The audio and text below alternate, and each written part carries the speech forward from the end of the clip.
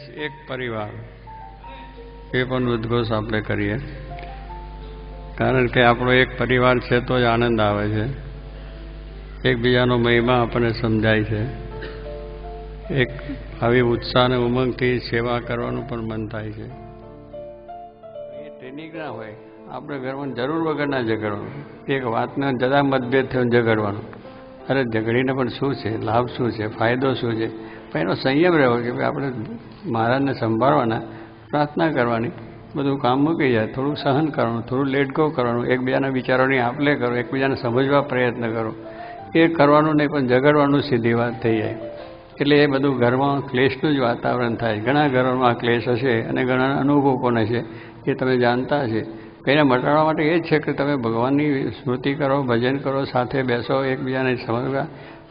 પુરુષો બહાર દારૂ પીને આવે ને ઘરમાં બૈરાને મારવાનો, એટલા માટે દારૂ પીવાનું, એટલા માટે તમે પૈણ્યા છો, લગ્ન થાય મારવા માટે? આ કંઈ આપણી રીતો નથી. એને એકબીજા પ્રેમથી રહો અને એકબીજા પ્રેમથી રહો.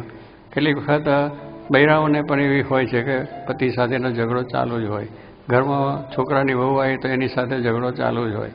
એટલે આવા સ્વભાવો પણ છે. એટલે કહેવાનું કે આપણે જે કંઈ કુટુંબ આવ્યું આપણું બધું જ કુટુંબ છે.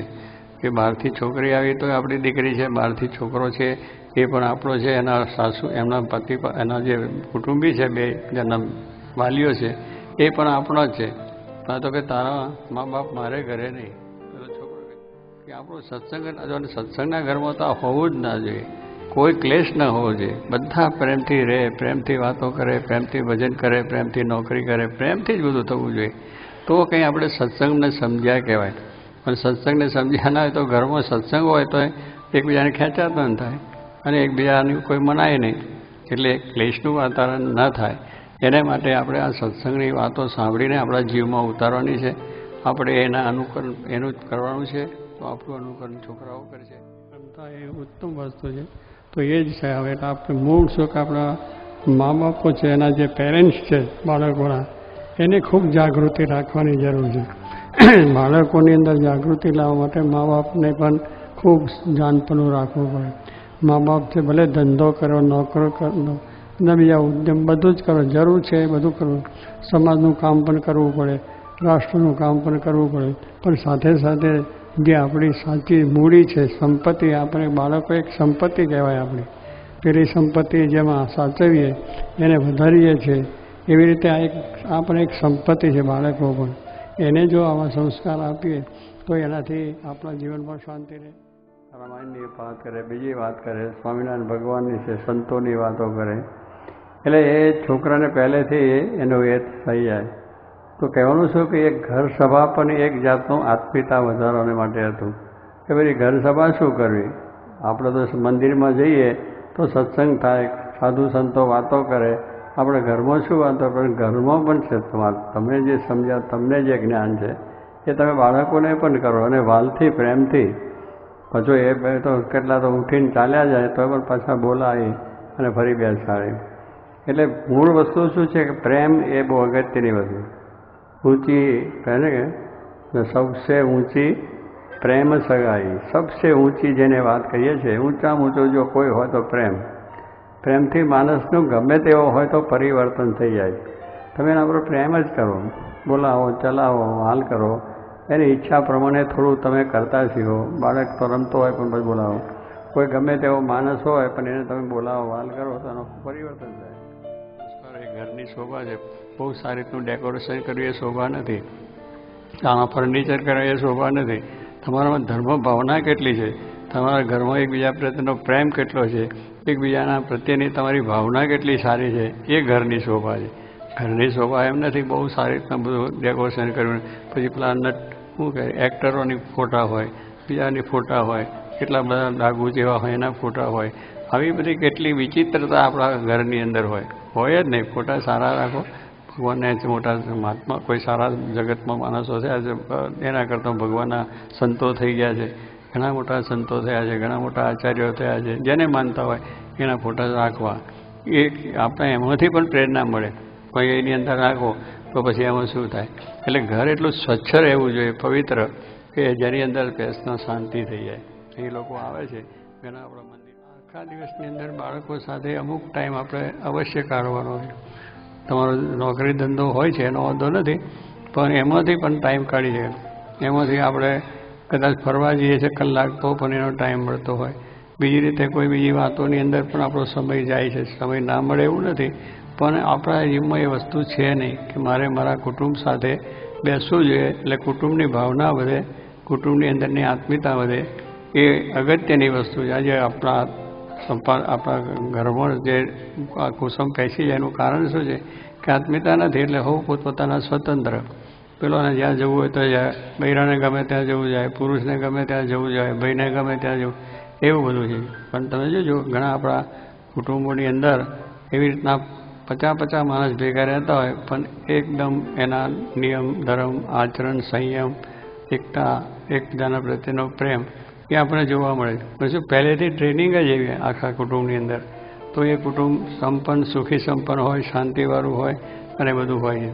એટલે એનું કારણ શું છે કે બધા આખા દિવસમાં ભેગા રહેતા હોય. અને સતત રાખવું, જેમ છોડને છે કોઈ બકરું ના ખાઈ જાય, બીજું ના ખાઈ જાય, પશુ કોઈ નુકસાન ના કરે, બીજું કંઈ નુકસાન કરે એને બહુ જ ઉછેરે છે પોતાને.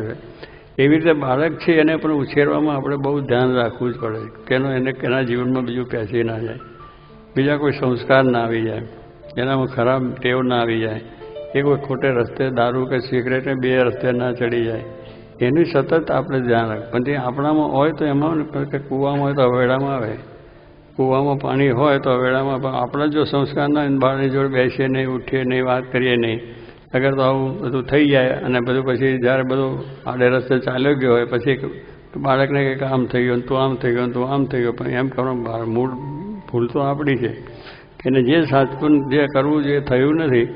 એટલે અત્યારે આપણે બધાને છે કે ભાઈ આ બાળ આજે યુવાન બાળકો બધા બગડી ગયા છે, તો બગાડવામાં મૂળ આપણે છે.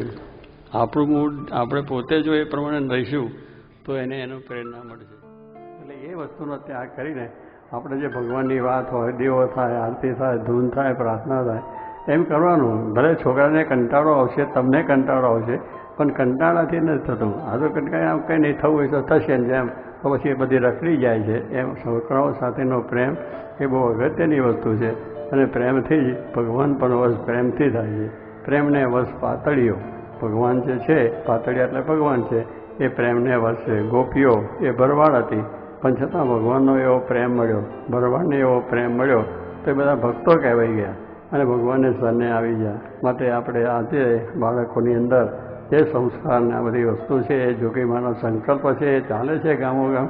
આ બધાને જે પણ પ્રેમ થયો છે, આ બધા અહીં આવીને જે બેઠા છે, એક પ્રેમની જ વસ્તુ છે કે ભાઈ આવા પુરુષ છે ને એમની આજ્ઞા છે આપણે પાળવી છે, તો એ પ્રેમે કરીને થાય છે. એટલે પ્રેમે કરીને માણસ સારો પણ બની જાય છે અને પ્રેમ ના આપો તો પછી ખરાબ પણ બની જાય છે, ખોટે રસ્તે પણ ચાલ્યો જાય.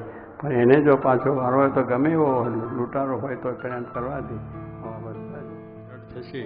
પછી એવું નમાલું કરવાને કે આ તો ના થઈ શકે, અમે આવું બની શકે નહીં, અમારાથી આવું થાય નહીં. ભાઈ દુનિયામાં માણસ જો ગુણાત્યાન સ્વામીએ તો એ જ કહ્યું કે જીવ તો બહુ બળિયો છે. વાંચી છે વાત, જીવ કેટલો બળિયો છે. અત્યારે ચંદ્ર ઉપર પહોંચ્યો, કોણ પહોંચ્યો? માણસે કર્યું નહીં. અને પ્લેનમાં ચાલ્યા, પ્લેનો ઉડતા ત્યાં 400 મને લઈને આ બરાબર રસ્તા થઈ ગયા, ઇલેક્ટ્રિક લાઇટો થઈ, બધું તો કોને કર્યું? મનુષ્ય. ટનલ થઈ ગઈ લંડનમાં, અમારી ગાડીઓ દોડે જ જાય છે, મોટરો દોડે જ જાય. આ બધું થયું એનું કોને કર્યું? માણસે કર્યું છે. માણસે ધાર્યું કે આ કરવું છે મારે, બોમ્બ બનાવી દીધા, કેટલી બધી વસ્તુ કરી નાખી. તો માણસે ધાર્યું છે, થયું છે. તો સ્વામી કે માણસ ધારે તો આ પણ થઈ શકે. મારે આ સત્સંગ દઢ રાખવો છે, નિયમ ધર્મ દઢ રાખવા છે, મારે ભગવાનને રાજી કરવા છે, તો એ પણ થઈ શકે. ના થાય એવું નિર્બળતા ના આપવી. ભગવાનજીનું સાથે બળ છે, ભગવાનનું બળ રાખ્યું છે, ગુરુનું બળ રાખ્યું છે, કોઈ વાંધો કોઈ જગન આવે નહીં. તો એ કહ્યું સ્વામી કે જીવ બળ્યો છે અને માખીમાંથી સૂર્ય કર્યો છે. સ્વામી એ પણ વાત કરી કે આ જીવ તો માખી જેવો છે, આવ નિર્બળ, અને આ કંઈ શું મારાથી ના થાય. માખી શું કરી શકે? ના થાય, હું પાસ નહીં થઈ શકું, મારાથી નહીં વંચાય, હું એ બધી વાતો કરી. પાસ થતો જ થવાનો જ છું, ચોક્કસ થવાનો છું, મહેનતને પુરુષાર્થ કરવાનો. તો આમ થઈ જાય તો આપણે એવું બળ રાખી અને કાર્ય કરશું. તો તમે આટલા બધા છો તો તમારા પાછા હજારો લાખો થઈ જશે. ના વેરતા માટે આપણો આ આયોજન, આ શિબિરો છે, આપણા મંદિરો છે, સત્સંગ છે આ બધું એને માટે છે કે એ સત્સંગની અંદર મહારાજને સ્વામી કેમ રાજી થાય. એક જ વસ્તુ છે, આપણો એકડો કરવાનો નથી, એમનો જે એકડો સ્વામી કે તમારા